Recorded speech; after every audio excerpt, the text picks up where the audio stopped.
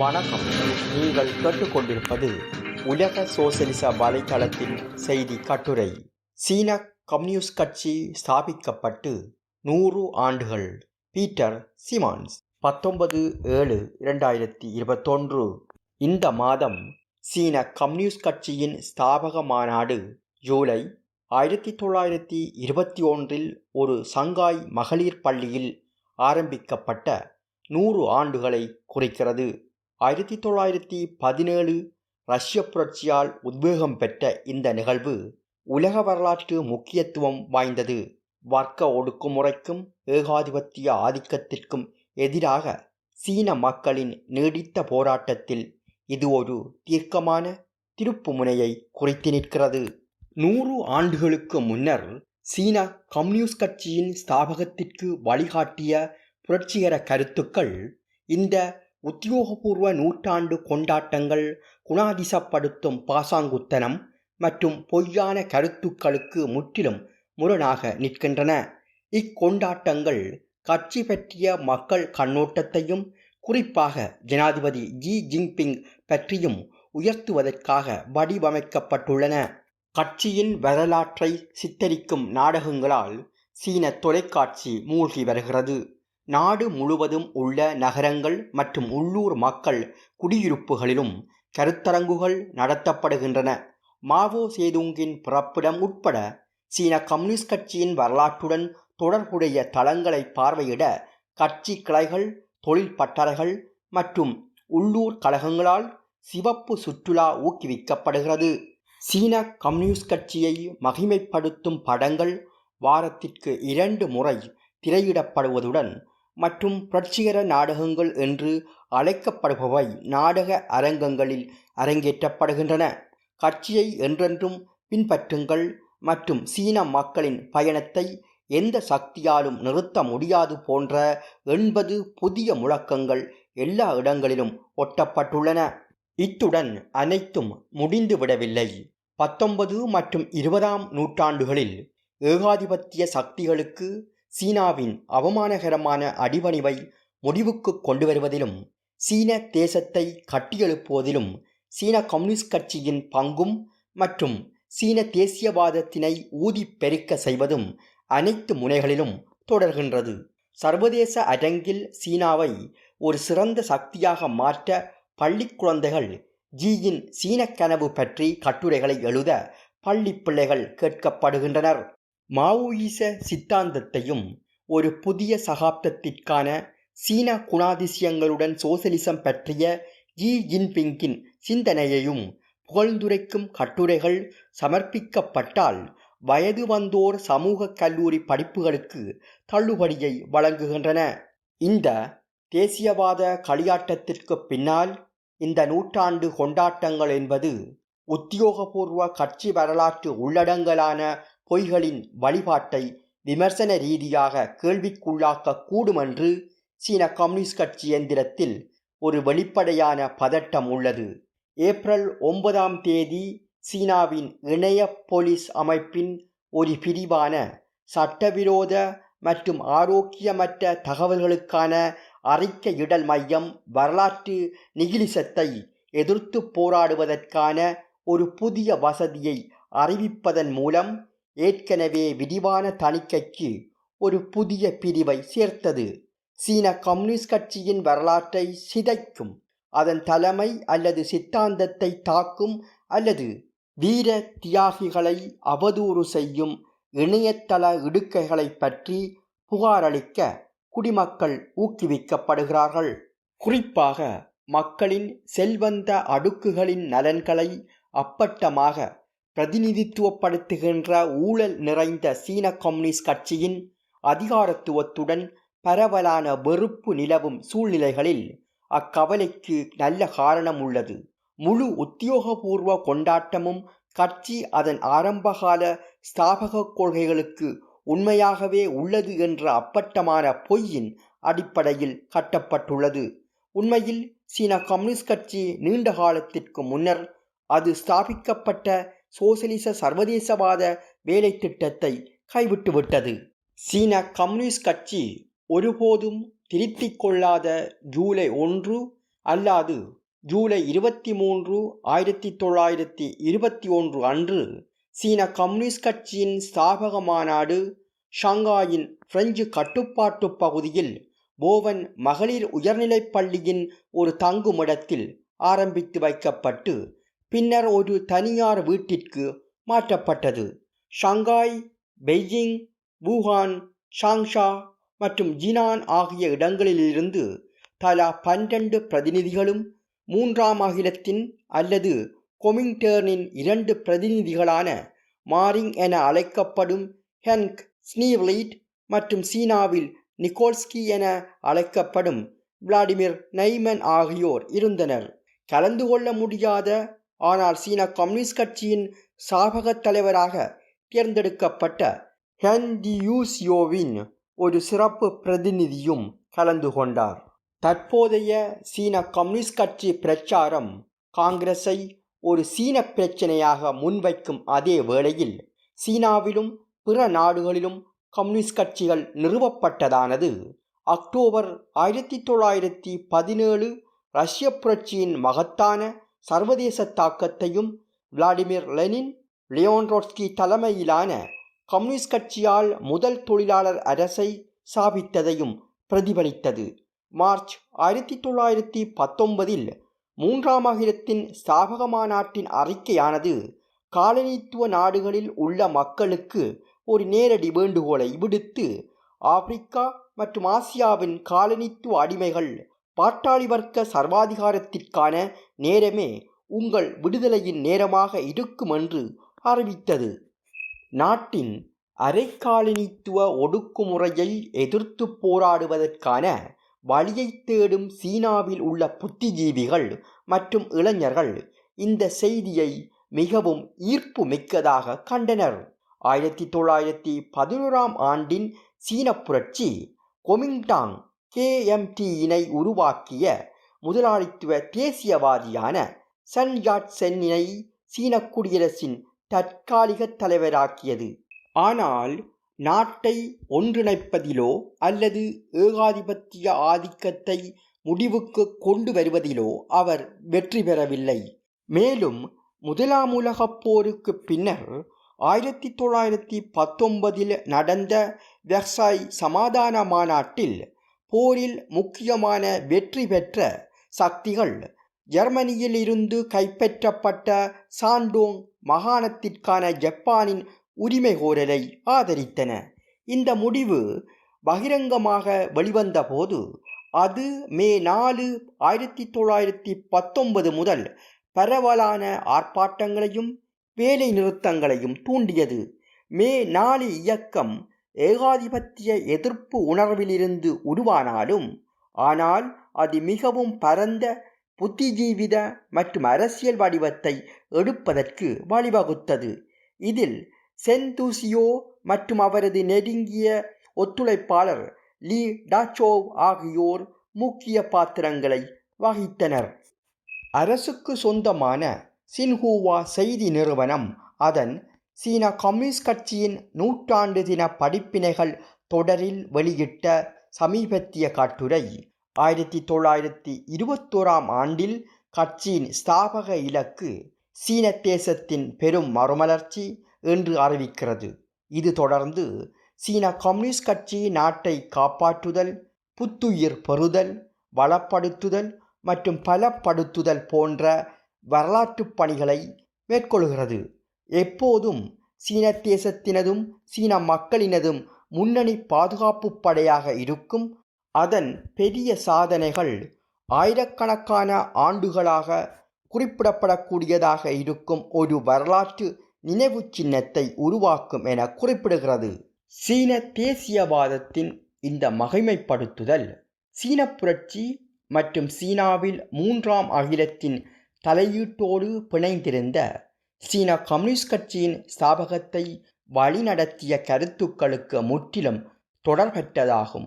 கட்சியை அமைப்பதற்கான மே 4 இயக்கத்திலிருந்து தோன்றிய அந்த இளைஞர்களும் புத்திஜீவிகளும் ஏகாதிபத்தியத்திற்கு எதிரான போராட்டம், முதலாளித்துவத்தை தூக்கி எறிந்து சோசலிசத்தை ஸ்தாபிப்பதற்கான சர்வதேச போராட்டத்திலிருந்து பிரிக்க முடியாது என்ற புரிதலின் அடித்தளத்தில் அதற்கு வென்றெடுக்கப்பட்டனர். அதன் குறிக்கோள் உலக சோசலிச புரட்சியே தவிர இது ஜியின் கனவின் மத்திய இலக்கான சீன தேசத்தின் மறுமலர்ச்சி என்ற பிற்போக்குத்தனமான தேசியவாத கருத்து அல்ல. 1921 நடந்த முதல் மாநாட்டின் ஆவணங்கள் கட்சியின் அடிப்படை கொள்கைகளை பின்வருமாறு விரிவாக கூறின. தொழிலாள வர்க்கத்தால் முதலாளித்துவத்தை தூக்கி வீசி மற்றும் பாட்டாளி வர்க்கத்தின் சர்வாதிகாரத்தை ஸ்தாபிப்பது, வர்க்கங்களை இல்லாதொழிப்பதற்கு இட்டுச் செல்வது, உற்பத்தி சாதனங்களின் தனியார் சொத்துடைமையை முடிவிற்கு கொண்டு வருவது மற்றும் மூன்றாம் அகிலத்துடனான ஐக்கியம் என்பவையாகும். சீன கம்யூனிஸ்ட் கட்சி பற்றிய எந்தவொரு புறநிலை ஆய்வும் இந்த இலக்குகளுக்காக தொடர்ந்து போராடுகிறது என்ற கூற்று பொய் என்பதை அம்பலப்படுத்துகிறது. சீன கம்யூனிஸ்ட் கட்சி பாட்டாளி வர்க்கத்தின் கட்சி அல்ல, ஆனால் சீனாவை ஆட்சி செய்யும் அதிகாரத்துவ எந்திரத்தின் கட்சியாகும். அதன் சொந்த உத்தியோகபூர்வ புள்ளி விவரங்களின்படி கூட கட்சி உறுப்பினர்களில் 7% தொழிலாளர்கள் மட்டுமே உள்ளனர். இது சீனாவின் பணக்கார பில்லியனர்களில் சிலரை உள்ளடக்கிய அரசாங்க செயற்பாட்டாளர்களால் பெருமளவில் ஆதிக்கம் செலுத்துகிறது. அரசு நடத்தும் தொழிற்சங்கங்கள் தொழிலாள வர்க்கத்தை கண்காணிப்பதுடன் மற்றும் தங்கள் ஒடுக்குமுறை நிலைமைகளுக்கான எந்தவொரு தொழிலாளர்களின் எதிர்ப்பையும் அடக்குகின்றன.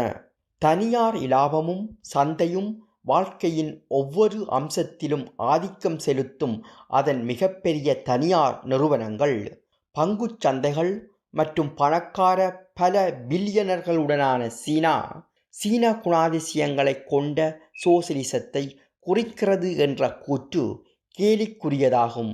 ஜியின் கனவான ஒரு சக்தி வாய்ந்த சீன அரசுக்கும் சோசலிசத்திற்கும் கம்யூனிசத்திற்கும் ஒரு தொடர்பும் கிடையாது. 1978 முதல் டெங் சியாவோபிங்கின் கீழ் சீனாவில் முதலாளித்துவத்தை மீட்டெடுப்பதன் மூலம் தோன்றிய பெரும் செல்வந்த தன்னலக் குழுக்கள் மற்றும் செல்வந்த உயரடுக்கின் இலட்சியங்களையே இது பிரதிபலிக்கின்றது. சீன அரசாங்கத்தின் தற்போதைய கொள்கையில் 1921 சீன கம்யூனிஸ்ட் கட்சி ஸ்தாபிக்கப்பட்டதை எடுத்துக்காட்டும் சர்வதேசியவாதத்தின் எந்த ஒரு தடயமும் இல்லை. சீன கம்யூனிஸ்ட் கட்சியின் நோக்கம் இன்று ஏகாதிபத்தியத்தை தூக்கி வீசுவது அல்ல, மாறாக உலக முதலாளித்துவ ஒழுங்கமைப்பில் ஒரு முக்கிய இடத்தை பெறுவதாகும். எல்லாவற்றிற்கும் மேலாக சீனா உட்பட உலகில் எங்கும் சோசலிச புரட்சியை அது பரிந்து பேசவோ அல்லது ஆதரிக்கவோ இல்லை. சீனாவில் எந்தவொரு மட்டுப்படுத்தப்பட்ட எதிர்ப்பையும் அடக்குவதற்கு அதன் மிகப்பெரிய பொலிஸ் அரசு எந்திரத்தை பயன்படுத்துகிறது.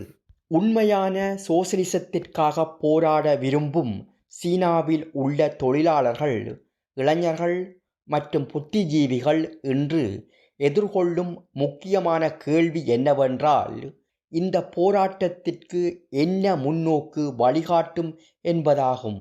இந்த கேள்விக்கு பதிலளிக்க சீன கம்யூனிஸ்ட் கட்சி முதலாளித்துவத்தை தூக்கி எறிய போராடும் ஒரு புரட்சிகர கட்சி என்பதில் இருந்து அதற்கு நேரெதிராக எப்படி, ஏன் மாற்றப்பட்டது என்பதை விளங்கிக் கொள்ள வேண்டும். கட்சியின் நீண்டதும் சிக்கலானதுமான வரலாற்றில் 3 முக்கிய தருணங்கள் மிகவும் கவனத்திற்கு உரியவை. இரண்டாவது சீன புரட்சி 1925-1927. முதலாவதாக 1925-27 ஆண்டின் இரண்டாவது சீன புரட்சி மற்றும் அதன் துன்பகரமான தோல்வியை பற்றி குறிப்பிட்டாக வேண்டும். இந்த பரந்த புரட்சிகர இயக்கத்தை நசுக்குவதற்கான பிரதான அரசியல் பொறுப்பு ஸ்டாலினின் கீழ் மாஸ்கோவில் வளர்ந்து வந்த அதிகாரத்துவத்திடம் உள்ளது. இது ஐரோப்பாவில் புரட்சிகளின் தோல்வி மற்றும் தொழிலாளர் அரசை தொடர்ந்து தனிமைப்படுத்திய நிலைமைகளின் கீழ் ரஷ்ய புரட்சிக்கு அடித்தளமாக இருந்த சோசலிச சர்வதேசியவாதத்தை கைவிட்டதுடன் மற்றும் தனியொரு நாட்டில் சோசியலிசம் என்ற பிற்போக்கு முன்னோக்கை முன்வைத்தது. அவ்வாறு செய்யும் போது ஸ்டாலினிச எந்திரம் மூன்றாம் அகிலத்தை உலக சோசியலிச புரட்சியை முன்னெடுப்பதற்கான வழிமுறையாக மாற்றுவதிலிருந்து சோவியத் வெளியுறவுக் கொள்கையின் ஒரு கருவியாக மாற்றியது. இதனூடாக ஒவ்வொரு நாட்டிலும் தொழிலாள வர்க்கம் இடது கட்சிகள் மற்றும் அமைப்புகள் என்று அழைக்கப்படும் சந்தர்ப்பவாத கூட்டணிகளுக்கு அடிபணிய வைக்கப்பட்டது. இளம் மற்றும் அனுபவமற்ற சீன கம்யூனிஸ்ட் கட்சி மீதான இதன் தாக்கம் பாரிய அளவிலானதாக இருந்தது. 1923ஆம் ஆண்டில் சீன கம்யூனிஸ்ட் கட்சி தலைவர்களின் எதிர்ப்பிற்கு மாறாக கட்சி தன்னை கலைத்துவிட்டு முதலாளித்துவ கொமிங்டாங்கினுள் தனித்தனியாக நுழைய வேண்டுமென மூன்றாம் அகிலம் வலியுறுத்தியது. கொமிங்டாங் சீனாவின் ஒரே ஒரு தீவிர தேசிய புரட்சிகர குழுவை பிரதிநிதித்துவப்படுத்துவதாக கூறியது. இந்த அறிவுறுத்தல் தாராளவாத முதலாளித்துவத்துடன் சமரசம் செய்ய முடியாத எதிர்ப்புடன் மேற்கொள்ளப்பட்ட ரஷ்ய புரட்சியின் முழு அனுபவத்தையும் நிராகரித்தது. ரஷ்யாவில் யாரிச எதேச்சதிகாரத்திற்கு எதிரான போராட்டத்தில் தொழிலாள வர்க்கம் ஒரு முதலாளித்துவ குடியரசை ஸ்தாபிப்பதில் தாராளவாத கடேட்டுகளுக்கு மட்டுமே உதவ முடியும் என்றும் சோசியலிசத்திற்கான போராட்டத்தை ஒரு இரண்டாம் கட்டமாக காலவரையற்ற எதிர்காலத்திற்கு தள்ளிவைத்த மென்சிவிக்குகளின் இரண்டு கட்ட தத்துவத்தை நோக்கி இது பின்னோக்கி செல்வதாகும். 1923 ஆரம்பத்தில் சோவியத் ஒன்றியத்தின் கம்யூனிஸ்ட் கட்சியின் அரசியல் குழுவில் இந்த பிரச்சினை விவாதிக்கப்பட்ட போது கொமிங்டாங்கிற்குள் நுழைவதை எதிர்த்து வாக்களித்த ஒரே உறுப்பினர் லியோன் ட்ரொட்ஸ்கி மட்டுமே. மே 1922 ஆரம்பித்த தொடர்ச்சியான பக்கவாதத்தால் லெனின் இயலாமையுடன் இருந்தார். 1920 எழுதப்பட்ட தேசிய மற்றும் காலனித்துவ கேள்விகள் பற்றிய வரைவு ஆய்வறிக்கையில் லெனின் பாட்டாளி வர்க்கம் ஏகாதிபத்திய எதிர்ப்பு இயக்கங்களுக்கு ஆதரவளிக்கும் அதே வேளையில் தேசிய முதலாளித்துவத்தின் அனைத்து பிரிவுகளிலிருந்தும் தனது அரசியல் சுயாதீனத்தை தக்க வைத்துக் கொள்ள வேண்டும் என வலியுறுத்தினார். ரஷ்ய புரட்சிக்கு வழிகாட்டிய நிரந்தர புரட்சி தத்துவத்தில் ட்ரொட்ஸ்கி அடிப்படை முதலாளித்துவ கடமைகளை செய்ய தேசிய முதலாளித்துவத்தின் இயலாமையை எடுத்து காட்டினார். எனவே சோசியலிசத்திற்கான போராட்டத்தின் ஒரு பகுதியாக பாட்டாளி வர்க்கத்தால் மட்டுமே அதை அடைய முடியும் என குறிப்பிட்டார். ஸ்டாலினிச அதிகாரத்துவத்தால் சோசியலிச சர்வதேசியவாதத்தின் கோட்பாடுகள் கைவிடப்படுவதற்கு எதிராக அதனை பாதுகாக்க 1923ஆம் ஆண்டில் அவர் இடது எதிர்ப்பை உருவாக்கினார். மே 30 அன்று ஷங்காயில் ஆர்ப்பாட்டக்காரர்களை பிரிட்டிஷ் நகராட்சி காவல்துறையினர் சுட்டுக் கொன்றதன் மூலம் தூண்டப்பட்ட 1925ஆம் ஆண்டில் வெடித்த வேலைநிறுத்தங்கள் மற்றும் ஆர்ப்பாட்டங்களின் வெகுஜன புரட்சிகர இயக்கத்திற்கு சீன கம்யூனிஸ்ட் கட்சியும் மற்றும் அதனால் சீன தொழிலாள வர்க்கம் கொமிங்டாங்கிற்கு அடிபணிந்தமையும் பாரிய விளைவுகளை ஏற்படுத்தியது.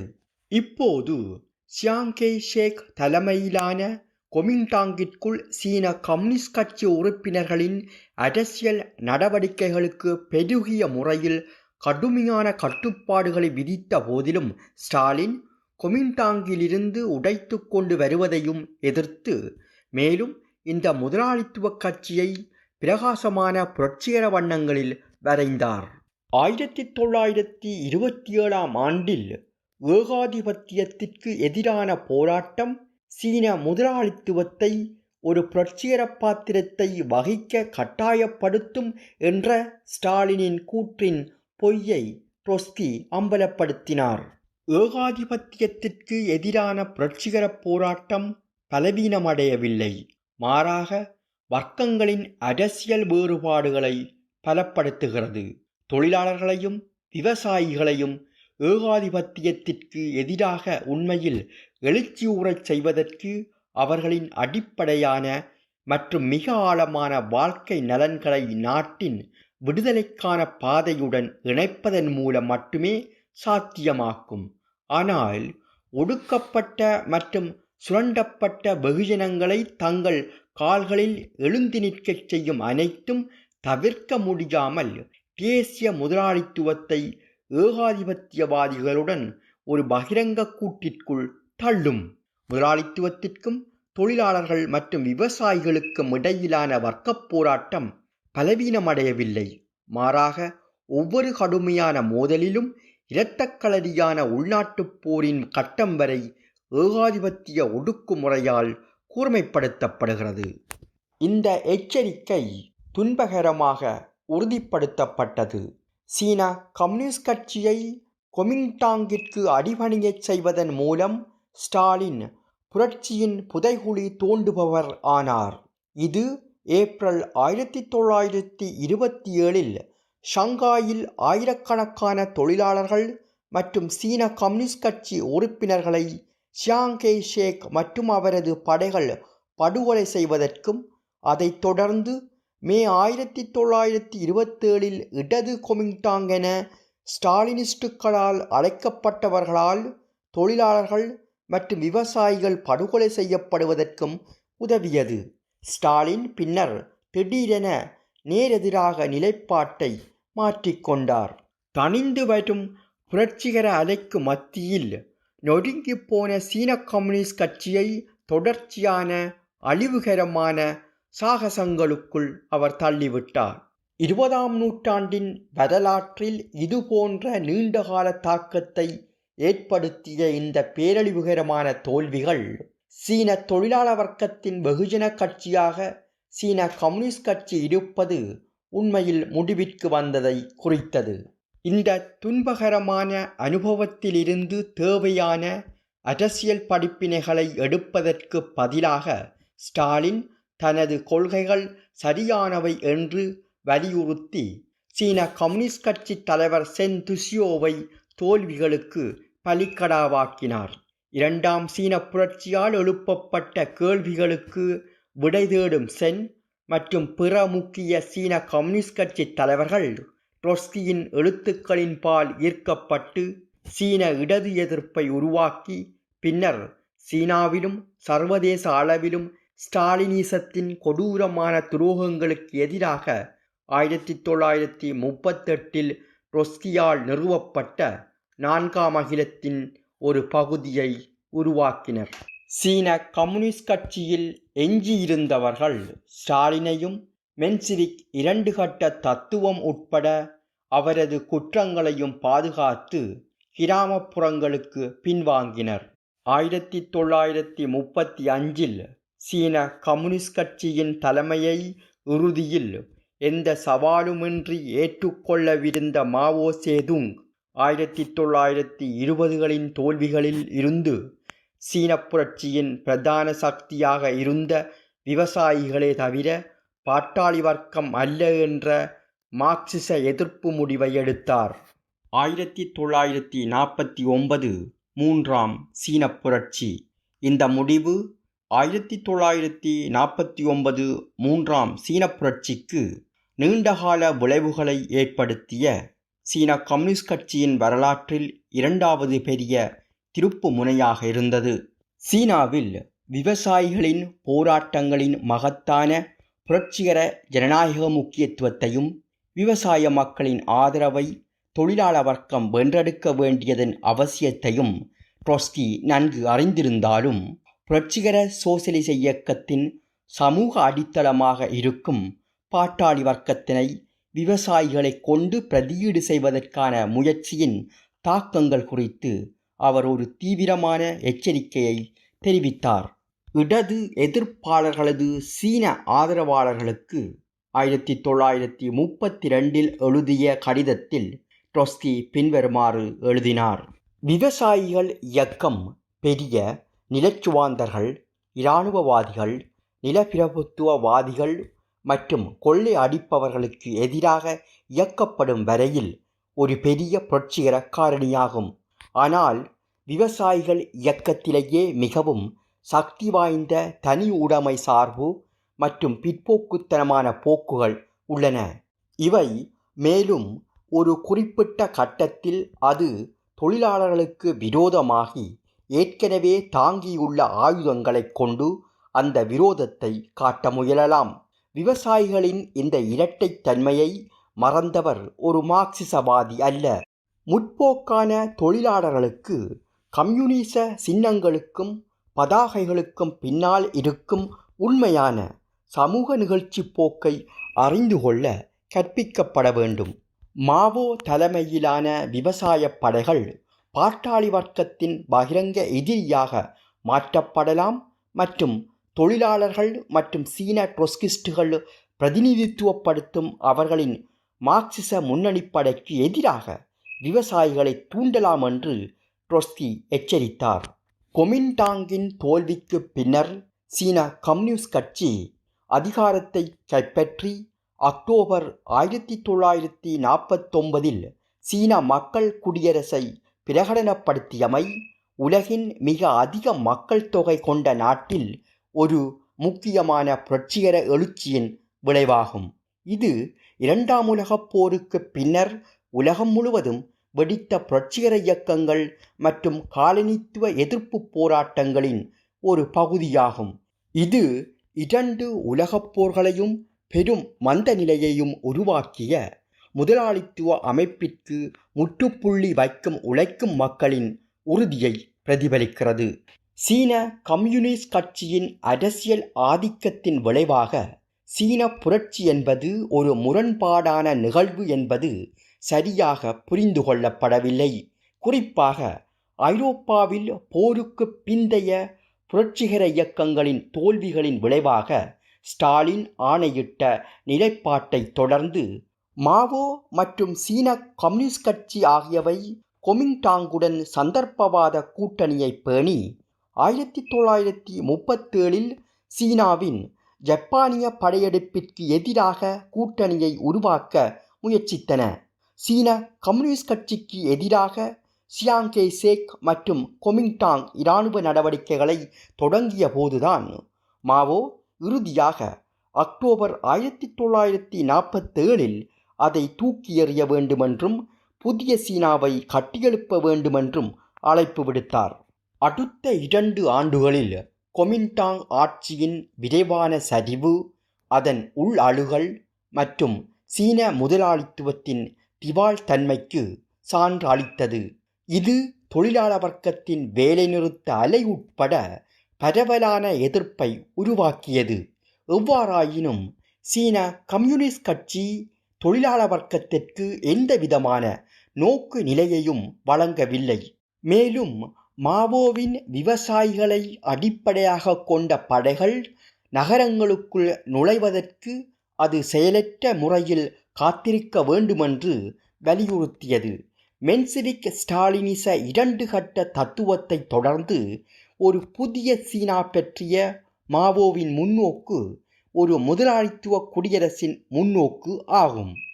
அந்த குடியரசில் பெரும்பாலும் கொமின்டாங்குடன் தாய்வானுக்கு தப்பியோடிய சீன முதலாளித்துவ வர்க்கத்தின் எச்ச சொச்சங்களுடன் கூட்டணிகளையும் சீன முதலாளித்துவ சொத்து உறவுகளையும் சீன கம்யூனிஸ்ட் கட்சி பராமரித்தது. மாவோவின் வேலை திட்டம் புரட்சியின் சிதைவுக்கு வழிவகுத்தது. முதலாளித்துவ சொத்து உறவுகளை பேணுவது என்பது தொழிலாளர்களின் கோரிக்கைகளையும் போராட்டங்களையும் அதிகாரத்துவ ரீதியாக அடக்குவதாகும். விவசாயப் படைகளின் தலைமையிலிருந்து தோன்றி அவர்கள் மீது தங்கியிருந்த ஸ்டாலினிச அரசு எந்திரம் தொழிலாள வர்க்கத்திற்கு ஆழ்ந்த விரோத போக்கை கொண்டிருந்தது. சீன கம்யூனிஸ்ட் கட்சிக்குள் தொழிலாளர்கள் அணிதிரட்டப்பட்டது தொழிலாள வர்க்கத்திற்கு ஒரு அரசியல் குரலை வழங்குவதற்காக அல்ல, மாறாக தொழிலாள வர்க்கத்தின் மீது அதன் கட்டுப்பாட்டை கடுமையாக்குவதற்காகவே. புரட்சியின் ஜனநாயக கட்டம் பல ஆண்டுகள் நீடிக்கும் என்று மாவோ கூறியிருந்தார். இருப்பினும் 1 வருடத்திற்குள் சீன கம்யூனிஸ்ட் கட்சி 1950 கொரியப் போரை தொடங்கிய அமெரிக்க ஏகாதிபத்தியத்தின் இராணுவ தாக்குதல் அச்சுறுத்தலை எதிர்கொண்டது. போர் தொடர்ந்ததும் சீனா தலையிட நிர்பந்திக்கப்பட்டதும் கொரியாவில் உள்ள அமெரிக்க தலைமையிலான படைகளை தங்களது சாத்தியமான விடுதலையாளர்களாக கருதிய முதலாளித்துவ வர்க்கத்தின் அடுக்குகளிலிருந்து அது உள்நாசத்தை எதிர்கொண்டது. சாத்தியமான அமெரிக்க படையெடுப்பை எதிர்கொண்டு மாவோயிச ஆட்சி விரைவாக தனியார் நிறுவனங்களுக்குள் ஊடுருவுவதற்கும் அதிகாரத்துவ சோவியத் பாணியிலான பொருளாதார திட்டமிடலை ஏற்படுத்துவதற்கும் நிர்பந்திக்கப்பட்டது. அதே நேரத்தில் தொழிலாள வர்க்கத்தின் இயக்கத்திற்கு அஞ்சிய மாவோயிச ஆட்சி சீன ட்ரொட்ஸ்கிஸ்டுகள் மீது தாக்குதலை மேற்கொண்டு டிசம்பர் 22, 1952 மற்றும் ஜனவரி 8, 1953 ஆகிய தேதிகளில் நூற்றுக்கணக்கான உறுப்பினர்கள், அவர்களது குடும்பங்கள் மற்றும் ஆதரவாளர்களை நாடு தழுவிய வகையில் கைது செய்தது. முக்கிய ட்ரொட்ஸ்கிஸ்டுகள் பல தசாப்தங்களாக குற்றச்சாட்டு இன்றி சிறையில் அடைக்கப்பட்டனர். 1955 ஆண்டு தீர்மானத்தில் சோசலிச தொழிலாளர் கட்சியின் அமெரிக்க ட்ரொட்ஸ்கிஸ்டுகள் சீனாவை ஒரு ஊனமுற்ற தொழிலாளர் அரசாக வரையறுத்தனர். தொழில்துறை மற்றும் வங்கிகளின் தேசியமயமாக்கல், அதிகாரத்துவ பொருளாதார திட்டமிடல் ஆகியவற்றுடன் ஒரு தொழிலாளர் அரசுக்கு அடித்தளத்தை அமைத்திருந்தது. ஆனால் அது ஸ்டாலினிசத்தால் பிறப்பிலேயே ஊனமுற்றிருந்தது. 4ஆம் அகிலம் சீனாவில் நிறுவப்பட்ட தேசியமயமாக்கப்பட்ட சொத்து உறவுகளை நிபந்தனையின்றி பாதுகாத்தது. எவ்வாறாயினும் அதே நேரத்தில் அதன் மேலாதிக்கமிக்க அம்சத்தை கொண்டிருந்த போதிலும் மாவோயிச ஆட்சியின் அதிகாரத்துவ ஊனமுற்ற மூல ஊற்றை அது அடையாளம் கண்டுகொண்டதுடன் சர்வதேச அளவில் சோசலிசத்திற்கான போராட்டத்தின் ஒரு பகுதியாக அரசியல் புரட்சியின் மூலம் அது தூக்கியெறியப்படுவது சீனாவில் சோசலிசத்தை நிர்மாணிப்பதற்கான ஒரே வழியாகும் என்று குறிப்பிட்டது. 1949 சீன புரட்சி சீன தொழிலாளர்கள் மற்றும் இளைஞர்களால் ஒரு மகத்தான முன்னேற்றமாக கருதப்படுகிறது. இது நேரடி ஏகாதிபத்திய ஆதிக்கத்தையும் சுரண்டலையும் முடிவுக்கு கொண்டு வந்தது. தொழிலாளர்கள் மற்றும் விவசாயிகளின் புரட்சிகர இயக்கத்தின் சமூக அபிலாஷைகளுக்கு விடையிறுக்கும் வகையில் சீன சமூகத்தில் சமூக மற்றும் கலாச்சார ரீதியாக பின்தங்கிய தன்மைகளான பலதார மணம், குழந்தை திருமணம், கால் கட்டுதல் மற்றும் திருமண பந்தத்தில் இல்லாத மறைமுக உறவு போன்ற பலவற்றை ஒழிக்க சீன கம்யூனிஸ்ட் கட்சி கட்டாயப்படுத்தப்பட்டது. இதில் கல்வியறிவின்மை பெரும்பாலும் ஒழிக்கப்பட்டு மற்றும் ஆயுட்காலம் குறிப்பிடத்தக்க அளவு அதிகரித்தது. ஆயினும் கூட தனியொரு நாட்டில் சோசலிசம் என்ற சீன கம்யூனிஸ்ட் கட்சியின் ஸ்டாலினிச முன்னோக்கு விரைவிலேயே ஒரு பொருளாதார முட்டுக்கட்டைக்கு வழிவகுத்ததுடன் மற்றும் 1961, 1963 சீன சோவியத் பிளவுக்கு பின்னர் சீனா சர்வதேச ரீதியாக தனிமைப்படலுக்கு வழிவகுத்தது. தேசிய தன்னிறைவு கட்டமைப்பிற்குள் சீனாவின் பிரச்சினைகளுக்கும் அதன் வளர்ச்சிக்கும் தீர்வு காண மாவோவாத தலைமையால் முடியவில்லை. இதன் விளைவாக தொடர்ச்சியான கசப்பான மற்றும் அழிவுகரமான உள்பிரிவு மோதல்களால் சீன கம்யூனிஸ்ட் கட்சி அதன் இக்கட்டான சூழ்நிலைகளில் இருந்து வெளியேற ஒரு வழியை தேடியது. இது பேரழிவிற்கு பின்னர் பேரழிவிற்கு வழிவகுத்தது. கட்சியின் தேசியவாத முன்னோக்கு மற்றும் அகநிலை மற்றும் நடைமுறை சூழ்ச்சிகள் மூலம் சீனாவின் வளர்ச்சியின் சிக்கல்களை சமாளிக்க மாவோ மேற்கொண்ட முயற்சிகள் ஆகியவற்றுடன் பிணைந்திருந்தது. அதில் பாரிய பஞ்சத்தை ஏற்படுத்திய மாவோவின் பேரழிவுகரமான முன்னோக்கிய பெரும் பாய்ச்சல் மற்றும் பெரும் பாட்டாளி வர்க்க கலாச்சார புரட்சி ஆகியவை அடங்கும். இக்கலாச்சார புரட்சியில் பெரும் பாட்டாளி வர்க்கத்திற்குரியதோ அல்லது புரட்சிகரமானதோ எதுவும் இருக்கவில்லை.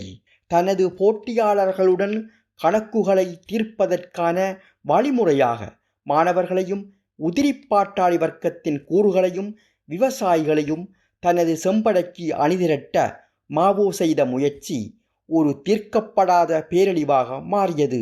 வேலை நிறுத்தம் செய்த தொழிலாளர்களை தகர்த்தெறிய இராணுவத்தை பயன்படுத்தியதோடு இது முடிந்தது. 1970களில் முதலாளித்துவ மறுசீரமைப்பிற்கான திருப்பம்.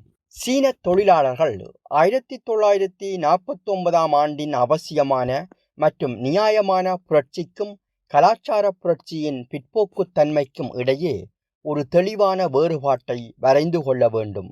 இக்கலாச்சார புரட்சியின் கொந்தளிப்பு மூன்றாவது பெரிய வரலாற்று திருப்பு முனையான முதலாளித்துவ மறுசீரமைப்புக்கும் 1949இன் வெற்றிகளை திட்டமிட்டு அளிப்பதற்குமே களமமைத்தது.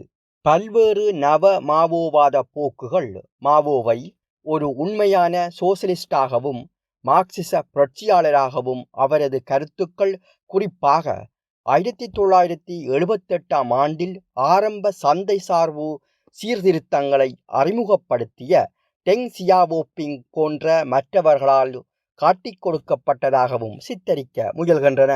உண்மையில் முதலாளித்துவ மறுசீரமைப்பிற்கான பாதையை திறந்தவர் மாவோதான். அதிகரித்து வரும் பொருளாதார மற்றும் சமூக பிரச்சினைகள் மற்றும் சோவியத் ஒன்றியத்துடனான போர் அச்சுறுத்தலை எதிர்கொண்டு பெய்ஜிங் அமெரிக்க ஏகாதிபத்தியத்துடன் சோவியத் எதிர்ப்பு கூட்டணியை உருவாக்கியது. இது உலகளாவிய முதலாளித்துவத்துடன் சீனாவின் ஒருங்கிணைப்புக்கு அடிப்படையாக அமைந்தது. 1972ஆம் ஆண்டில் அமெரிக்க ஜனாதிபதி ரிச்சர்ட் நிக்சனுடன் மாவோவின் உடன்பாடு வெளிநாட்டு முதலீட்டிற்கும் மற்றும் மேற்கு நாடுகளுடனான வர்த்தகத்தை அதிகரிப்பதற்குமான அத்தியாவசிய முன் நிபந்தனையாக இருந்தது. வெளியுறவு கொள்கையில் மாவோவாத ஆட்சி அமெரிக்கா தலைமையிலான மிகவும் பிற்போக்குத்தனமான சர்வாதிகாரங்களுடன், குறிப்பாக சில்லியில் ஜெனரல் அகுஸ்டோ பினோஷே மற்றும் ஈரானில் ஷா ஆகியோருடன் தன்னை இணைத்து கொண்டிருந்தது.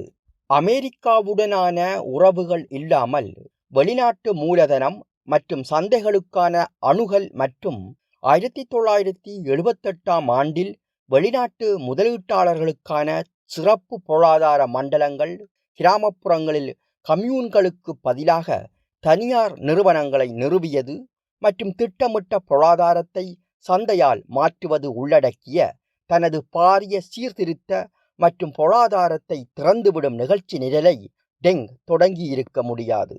இதன் விளைவாக தனியார் நிறுவனங்களின் பரந்த விரிவாக்கம், குறிப்பாக கிராமப்புறங்களில் சமூக சமத்துவமின்மையின் விரைவான உயர்வு, கட்சி அதிகாரத்துவத்தால் கொள்ளையடிக்கப்படுதல் மற்றும் ஊழல், வளர்ந்து வரும் வேலையின்மை மற்றும் உயரும் பணவீக்கம் ஆகியவை 1989இல் தேசிய எதிர்ப்பு மற்றும் வேலை நிறுத்தங்களுக்கு வழிவகுத்தன. தியனன்மென் சதுக்கத்தில் மட்டுமல்ல, சீனா முழுவதிலும் உள்ள நகரங்களில் ஆர்ப்பாட்டங்களை டெங் மிருகத்தனமான முறையில் அடக்கியமை வெளிநாட்டு முதலீட்டாளர்களின் வெள்ளத்திற்கு கதவை திறந்தது. அவர்கள் சீன கம்யூனிஸ்ட் கட்சி தொழிலாளர் வர்க்கத்தை கண்காணித்துக் கொள்ளும் என்பதில் நம்பியிருக்க முடியும் என்பதை புரிந்து கொண்டனர். மாவோயிசத்தின் பிற்போக்குத்தனமான பங்கு சர்வதேச அளவில் அதன் ஸ்டாலினிச சித்தாந்தமான தனி ஒரு நாட்டில் சோசலிசம் மற்றும் தொழிலாளர் வர்க்கத்தை தேசிய முதலாளித்துவத்திற்கு அடிபணிய வைக்கும் 4 வர்க்கங்களின் கூட்டு ஆகியவற்றின் கொடூரமான விளைவுகளில் அதன் தெளிவான வெளிப்பாட்டை காண்கிறது. இந்தோனேசியாவில் இந்த அரசியல் ஒரு இராணுவ சதித்திட்டத்தின் போது தொழிலாளர் வர்க்கத்தை அரசியல் ரீதியாக நிராயுதபாணியாக்கி 1 மில்லியன் தொழிலாளர்களை அழிக்க வழிவகுத்தது. மாவோயிசம் தெற்காசியா, பிலிப்பைன்ஸ் மற்றும் லத்தீன் அமெரிக்காவில் இதே போன்ற தோல்விகளுக்கும் துரோகங்களுக்கும் வழிவகுத்தது. ஜி மற்றும் பிற சீன தலைவர்கள் அபத்தமாக சீன குணாதிசயங்களை கொண்ட சோசலிசம் என்று அழைக்கப்படும் பொருளாதார சாதனைகளை பற்றி பெருமை பேசுகிறார்கள். அவர்கள் இன்னும் சோசலிசத்தை பற்றி பேச வேண்டிய கட்டாயத்தில் உள்ளதுடன், மேலும் அவர்களின் முதலாளித்துவ கொள்கைகள் மார்க்சிசத்தால் வழிநடத்தப்படுகின்றன என்று கூட அறிவிக்கிறார்கள் என்பது 1949 புரட்சியின் வெற்றிகளுடன் சீன மக்கள் தம்மை தொடர்ந்து அடையாளம் கண்டுகொள்வதற்கான சான்றாகும். கடந்த 3 தசாப்தங்களாக சீனாவின் மகத்தான பொருளாதார வளர்ச்சி சீன புரட்சியின் தாக்கத்தை ஒரு முரண்பாடான முறையில் பிரதிபலிக்கிறது. அந்த புரட்சியால் அறிமுகப்படுத்தப்பட்ட நீண்டகால சமூக சீர்திருத்தங்கள் இல்லாமல் அது சாத்தியமில்லை. சீன புரட்சியின் முக்கியத்துவத்தை புரிந்து கொள்ள ஒருவர் பின்வரும் கேள்வியை கேட்பது போதுமானது. இதுபோன்ற வளர்ச்சி இந்தியாவில் ஏன் ஏற்படவில்லை? இரு நாடுகளுக்கிடையேயான வேறுபாடு கோவிட்-19 தொற்று நோய்களில் கூர்மையான வெளிப்பாட்டை கண்டது. இது ஆரம்ப கட்டத்தில் சீனாவால் கட்டுப்படுத்த முடிந்தது. அதே நேரத்தில் இது இந்தியாவில் கட்டுப்பாடில்லாமல் பரவி வருகிறது. ஏற்கனவே 4 லட்சத்திற்கும் அதிகமானோர் இறந்துள்ளனர். சீனாவின் மறுக்க முடியாத பொருளாதார வளர்ச்சி தொழிலாளர் வர்க்கத்தின் அணிகளை பெரிதும் விரிவுபடுத்தியுள்ளது. அதே நேரத்தில் உழைக்கும் மக்களின் குறிப்பிடத்தக்க பிரிவுகளின் சமூக நிலைமைகளையும் உயர்த்தியுள்ளது. இந்த வளர்ச்சி இருந்த போதிலும் மாவோயிசத்தின் கட்டமைப்பிற்குள் அல்லது ஆளும் சீன கம்யூனிஸ்ட் கட்சியின் தற்போதைய கொள்கைகளுக்குள் தீர்க்க முடியாத முதலாளித்துவத்திற்கு திரும்பியதன் அனைத்து முரண்பாடுகளையும் விளைவுகளையும் சீனா இன்று எதிர்கொள்கிறது. உலக முதலாளித்துவ பொருளாதாரத்துடன் அதன் ஒருங்கிணைப்பு மற்றும் மலிவான சீன உழைப்பை சுரண்டுவதற்கான வெளிநாட்டு மூலதனம் மற்றும் தொழில்நுட்பத்தின் பாரிய வருகைக்கு சீனா ஒரு பயங்கரமான விலையை எதிர்கொள்கிறது. பொருளாதார வளர்ச்சி சீன முதலாளித்துவத்தின் முரண்பாடுகளை அதிகரித்து உள்ளதுடன் பாரிய சமூக பதட்டங்களை உருவாக்கி ஆழ்ந்த அரசியல் நெருக்கடிக்கு தூண்டியுள்ளது. சீனாவின் தனிநபர் மொத்த உள்நாட்டு உற்பத்தி அதிகரித்துள்ள போதிலும் அது இன்னும் பல நாடுகளுக்கு பின்தங்கியுள்ளதுடன் மற்றும் உலகில் 78வது இடத்தில் உள்ளது. இந்த ஆண்டு நூற்றாண்டு கொண்டாட்டங்கள் தொடங்கியவுடன் சீனா முழுமையான வறுமையை ஒழித்துவிட்டதாக பெருமை பேசினார். ஆனால் மிகவும் குறைந்த மட்டத்தில் காட்டப்படும் புள்ளி விவரங்களின் அடிப்படையில் இவை மிகவும் கேள்விக்குரியவையும் மற்றும் வறுமை பரவலாக உள்ளது. மேலும் பணக்காரர்களுக்கும் ஏழைகளுக்கும் இடையிலான இடைவெளி முன்னெப்போதையும் விட அதிகமாக உள்ளது. சீனாவின் பல பில்லியனர்களின் மகத்தான செல்வம் கோவிட்-19 தொற்று நோய்க்கு மத்தியில் தொடர்ந்து வளர்ந்து வருகிறது. இது பரந்த மக்கள் மீது பெரிதும் பாதிப்பை ஏற்படுத்தியுள்ளது. இறுதி ஆய்வில் சீன புரட்சியை தூண்டிய வரலாற்று கேள்விகளான ஏகாதிபத்தியத்திலிருந்து சுதந்திரம், தேசிய ஒருங்கிணைப்பு மற்றும் தரகு முதலாளிகளின் பிடியை உடைத்தல் போன்றவை தீர்க்கப்படாமல் உள்ளன. உண்மையில் சீனாவின் முதலாளித்துவ பொருளாதாரம் உலகளாவிய முதலாளித்துவ சந்தையில் தங்கியிருப்பதாலும் அமெரிக்கா தலைமையிலான ஏகாதிபத்தியத்தின் இராணுவ சுற்றி வளைப்பாலும் அவை இன்று இன்னும் தீவிரமாக முன்வைக்கப்படுகின்றன. அதிகரித்த அளவில் விரோதமான தேசிய அரசாக மாறிவரும் தாய்வான் சாத்தியமான உலகப் போருக்கான மோதல்களின் மையமாக மாறி வருகிறது. சுயாதீனமான தேசிய அபிவிருத்திக்கு மாவோயிசம் முன்வைத்த அனைத்து வாய்ப்புகளும் முற்றிலும் திவாலாகிவிட்டது. சீனாவில் சீன கம்யூனிஸ்ட் கட்சி ஹான் பெரும்பான்மையின் அடிப்படையில் தேசியவாதத்தை ஊக்குவிக்கிறது. பீகர் இனப்படுகொலை பற்றி ஏகாதிபத்தியத்தின் பிற்போக்குத்தனமான பிரச்சாரம் அவமதிப்புக்கு தகுதியானது என்றாலும் தேசியவாத உணர்வுகளுக்கு சீன கம்யூனிஸ்ட் கட்சி விடுத்த அழைப்பு பரந்த பன்மொழி மற்றும் பன்முக சமுதாயத்தில் எந்தவொரு முற்போக்கான பங்கையும் வகிக்க முடியாது. உலக சோசலிசத்திற்கான போராட்டத்தின் ஒரு பாகமாக தொழிலாளர் வர்க்கத்தின் தலைமையில் மற்றும் விவசாயிகளால் ஆதரிக்கப்படும் ஒரு சோசலிச புரட்சியின் மூலமாக மட்டுமே ஏகாதிபத்திய ஒடுக்குமுறை உட்பட தாமதமான முதலாளித்துவ வளர்ச்சியை கொண்ட நாடுகளில் அடிப்படை ஜனநாயக மற்றும் தேசிய பணிகளை நிறைவேற்ற முடியும் என்ற ட்ரொட்ஸ்கியின் நிரந்தர புரட்சி தத்துவத்தை அதன் அனைத்து சிக்கலானதும் முரண்பாடானதுமான சீனாவின் வரலாறு உறுதிப்படுத்தியுள்ளது. உலக சோசலிச புரட்சிக்கான இந்த பாதை சீன கம்யூனிஸ்ட் கட்சிக்கும் அது பிரதிநிதித்துவப்படுத்தும் முதலாளித்துவ அடுக்குகளுக்கும் வெறுப்பை ஏற்படுத்துகிறது. தணிக்கை, தன்னிச்சையான கைதுகள், மற்றும் எதிர்ப்புக்கள், வேலை நிறுத்தங்கள் மீதான வன்முறை, அடக்குமுறை, சமூக பதட்டங்கள் கூர்மையடைவதனால் வளர்ந்து வரும் எதிர்ப்பின் அறிகுறிகளை எதிர்கொள்கையில் சீன கம்யூனிஸ்ட் கட்சிக்கு ஸ்டாலினிசத்தின் அடக்குமுறை முறைகளை தவிர வேறு தீர்வு இல்லை. சீன கம்யூனிஸ்ட் கட்சி தானே ஊழல் மற்றும் பிரிவு மோதல்களால் உந்தப்பட்டு உடைந்து போக அச்சுறுத்தப்படுகின்றது. கட்சி ஒற்றுமையை தக்க வைக்க அவரை நம்பியுள்ள போட்டி பிரிவுகளை சமநிலைப்படுத்தி ஒரு பொனபார்ட்டிச நபராக ஜி உருவெடுத்துள்ளார். வழக்கமாக மத்தியில் நிற்பதாக குறிப்பிடப்பட்டு மாவோவுக்கு அடுத்தபடியாக புகழப்படும் ஜியின் மகிமை தனிப்பட்ட அரசியல் பலத்திலிருந்து உருவாகவில்லை, மாறாக கட்சியை உலுக்கும் ஆழ்ந்த நெருக்கடியை பிரதிபலிக்கிறது. கடந்த 10 ஆண்டுகளில் அமெரிக்க ஏகாதிபத்தியத்தின் சீனாவுடனான பெருகிய முறையில் ஆக்கிரமிப்பு மோதல்கள் ஜனாதிபதி ஒபாமாவால் தொடங்கப்பட்டு மற்றும் ட்ரம்ப் மற்றும் இப்போது பைடனின் கீழ் துரிதப்படுத்தப்பட்டுள்ளது. சீனாவின் பல தசாப்த கால பொருளாதார வளர்ச்சியை தூண்டுவதற்கு உதவிய அமெரிக்க ஆளும் வர்க்கத்தின் அனைத்து பிரிவுகளும் இப்போது சீனாவை அமெரிக்க உலகளாவிய மேலாதிக்கத்திற்கு முதன்மை அச்சுறுத்தலாக கருதுகின்றன. மேலும் சீனாவை வாஷிங்டனால் நிறுவப்பட்ட 2ஆம் உலகப் போருக்கு பிந்தைய ஒழுங்கின் சர்வதேச விதிகளின் அடிப்படையிலான அமைப்புக்கு அடிபணியச் செய்ய போர் உட்பட அனைத்து வழிமுறைகளையும் பயன்படுத்த அவர்கள் தயாராகி வருகின்றனர்.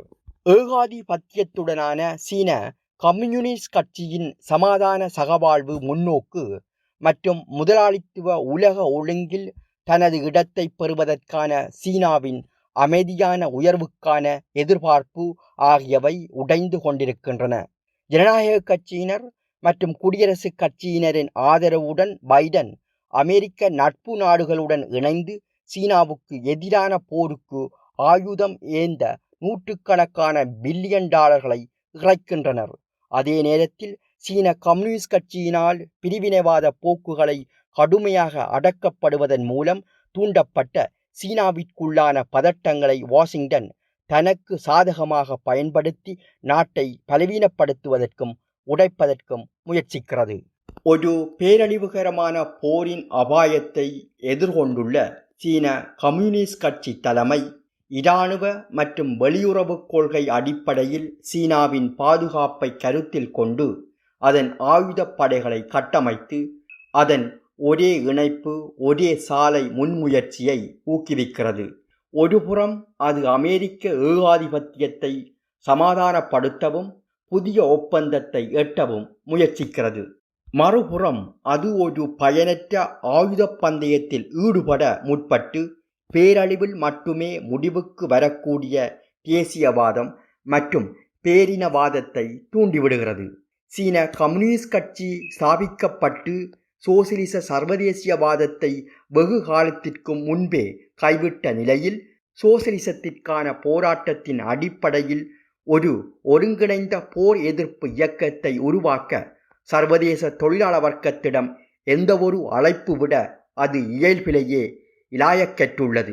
போர், சுற்றுச்சூழல் பேரழிவு, சமூக நெருக்கடிகள் அல்லது கோவிட்-19 தொற்று நோய் போன்ற மனிதகுலத்தை எதிர்கொள்ளும் பாரிய பிரச்சினைகள் எதுவும் முதலாளித்துவத்தின் கட்டமைப்பிற்குள்ளும் மற்றும் உலகத்தை போட்டி தேசிய அரசுகளாக காலாவதியான முறையில் பிரிப்பதாலும் தீர்க்கப்பட முடியாது. சீனாவில் தொழிலாளர்கள், புத்திஜீவிகள் மற்றும் இளைஞர்கள் எதிர்கொள்ளும் சவால் சீன கம்யூனிஸ்ட் கட்சி எந்திரத்தால் தூண்டப்பட்ட துர்நாற்றம் வீசும் தேசியவாதத்தை நிராகரித்து 1921 கட்சி ஸ்தாபிக்கப்பட்டதன் அடிப்படையை உருவாக்கிய சோசியலிச சர்வதேசியவாதத்தின் பாதையில் திரும்புவதாகும். இதன் பொருள் சீன தொழிலாளர் வர்க்கத்திற்கும் 4ஆம் அகிலத்தின் அனைத்து உலக குழுவால் பிரதிநிதித்துவப்படுத்தப்படும் உலக ட்ரொட்ஸ்கிச இயக்கத்திற்கும் இடையிலான தொடர்பை மறுசீரமைப்பதாகும். 4ஆம் அகிலத்தின் வரலாறு மற்றும் ஸ்டாலினிசம் அதன் பொய்கள், வரலாற்று பொய்மைப்படுத்தல்களுக்கு எதிராக மார்க்சிச கொள்கைகளுக்கான அதன் பல தசாப்த கால போராட்டத்தின் அரசியல் படிப்பினைகள் குறித்து கற்றுக்கொள்ளுமாறு தொழிலாளர்கள் மற்றும் இளைஞர்களை நாங்கள் கேட்டுக்கொள்கிறோம். எல்லாவற்றிற்கும் மேலாக 4ஆம் அகிலத்தின் அனைத்து உலகக் குழுவை தொடர்பு கொண்டு அதன் புரட்சிகர முன்னோக்குக்காக போராட ஒரு சீனப் பிரிவை நிறுவுவதற்கான செயல்முறையை தொடங்குமாறு நாங்கள் உங்களை அழைக்கிறோம். பின் குறிப்புகள். அமெரிக்காவில் உள்ள சோசலிச தொழிலாளர் கட்சி SWP 1953ஆம் ஆண்டில் மிஷேல் பப்லோ மற்றும் எர்னஸ்ட் மண்டேல் தலைமையிலான ஒரு சந்தர்ப்பவாத போக்குக்கு எதிராக 4ஆம் அகிலத்தின் அனைத்து உலகக் குழுவை அமைப்பதற்கான போராட்டத்தை வழிநடத்தியது. இந்த சந்தர்ப்பவாத போக்கு ட்ரொட்ஸ்கி ஸ்டாலினிசத்தை ஒரு எதிர்ப்புரட்சிகர போக்கு என்று வரையறுத்ததை நிராகரித்ததோடு மாஸ்கோ மற்றும் பெய்ஜிங்கில் உள்ள ஸ்டாலினிச அதிகாரத்துவங்களுக்கு ஒரு புரட்சிகர நோக்குநிலையை எடுக்க அழுத்தம் கொடுக்க முடியும் என கூறியது. 1963ஆம் ஆண்டில் சோசலிச தொழிலாளர் கட்சி சந்தர்ப்பவாதத்திற்கு எதிரான போராட்டத்தை கைவிட்டு 4ஆம் அகிலத்தின் அனைத்து உலகக் குழுவிலிருந்து பிரிந்து 1953இல் தோன்றிய அரசியல் வேறுபாடுகள் குறித்து எந்த விவாதமும் இன்றி, கொள்கை ரீதியான அடித்தளமேதுமின்றி பப்லோவாதிகளுடன் ஒன்றிணைந்தது. அன்புள்ள நேயர்களுக்கு ஒரு வேண்டுகோள். உலக சோசலிச வலைத்தள செய்திகளை வாசித்தளிப்பது உங்களுக்கு பிடித்திருந்தால் லைக் பட்டனை அழுத்தி உங்கள் ஆதரவை தெரிவிப்பதுடன் பிரதான உலக செய்திகளை உடனுக்கு உடன் தெரிந்து கொள்ள பெல் பட்டனை அழுத்தி குழு உறுப்பினர் ஆகுங்கள். மேலும் உங்கள் கருத்துக்களையும் கீழே எங்களுக்கு பதிவிடுங்கள்.